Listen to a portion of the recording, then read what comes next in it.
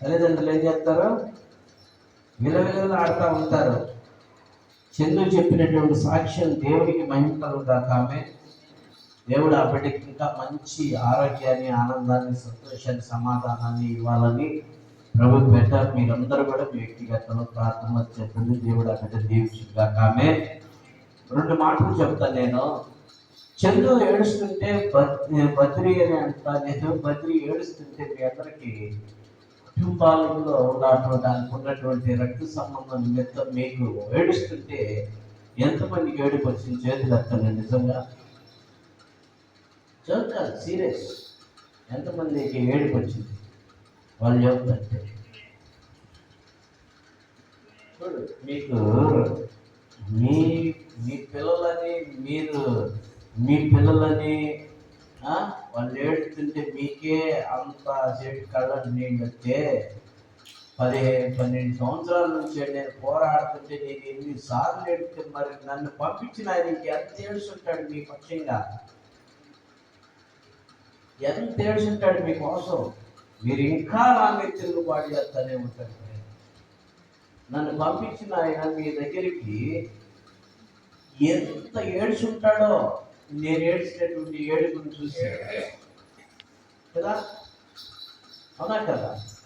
మీకోసం నేను కార్చిన కన్నీరు, నేను ఏడ్చినటువంటి ఏడుపు మీకోసం అంటే మీరు ఇక్కడికి వచ్చినటువంటి వారు కాదు, ఈ కాలనీ కొరకు దేవునికి మొరపెడితే దేవుడు ఏం చేశాడు? అన్ని సమకూర్చేసాడు దేవుడు. దేవునికి మొదలుపెడితే డాక్టర్లే చేతులు ఎత్తేసాడు. ప్రార్థన నీ భార్య అన్నటువంటి విధానంలో డాక్టర్లకే ఎంత పట్టకుండా మళ్ళా వచ్చి 5 నిమిషాలకే వచ్చి నీ కూతురు, నీ భార్య సేఫ్ అని చెప్పాడు. అలాంటి డాక్టర్కే ఎంత పట్టదు. మరి ఈ లోకంలో దేవుడు పంపించినటువంటి కుమారుడిగా నేను ఇక్కడికి వచ్చినప్పుడు నేను ఎన్నిసార్లు ఏడ్చుంటానో. తిరిగేటప్పుడు నా కర్ర గొంతులో పడి సర్రని వెళ్ళిపోతే దానికి ధమాను గుంజుకున్న దినాలు ఉన్నాయి. భూమిలో నైట్ టైం పాములని, కప్పలని అన్నిటినో జయించా. అన్నిటి మళ్ళీ ఒక విషయం చెప్తాను నేను. టైం అంటే టయానికి వచ్చేవాడిని నేను. మీరు ఇంటి పక్క నుండి కూడా టయానికి రాలేకపోతున్నారు. ఎంత నిర్లక్ష్యంగా ఉంటున్నారో, ఎంత సోమారిపోతనం ఉంటున్నారు.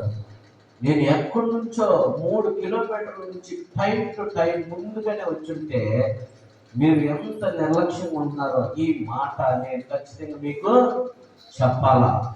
చెప్పకపోతే నన్ను లెక్క అడుగుతాడు దేవుడు. నువ్వు వాళ్ళని గుర్తు చేయలేదుగా, అందుకే వాళ్ళు ఇంకా ఉన్నారు.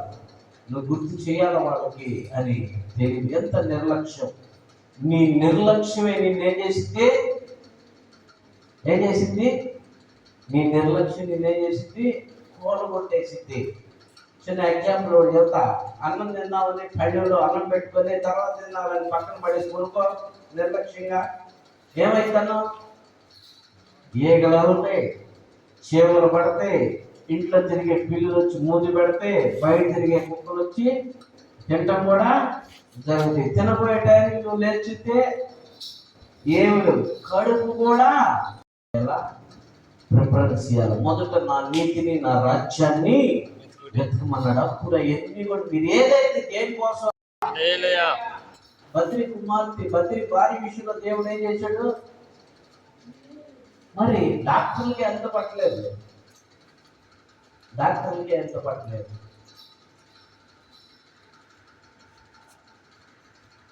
ఇంకొక మాట ఉంది.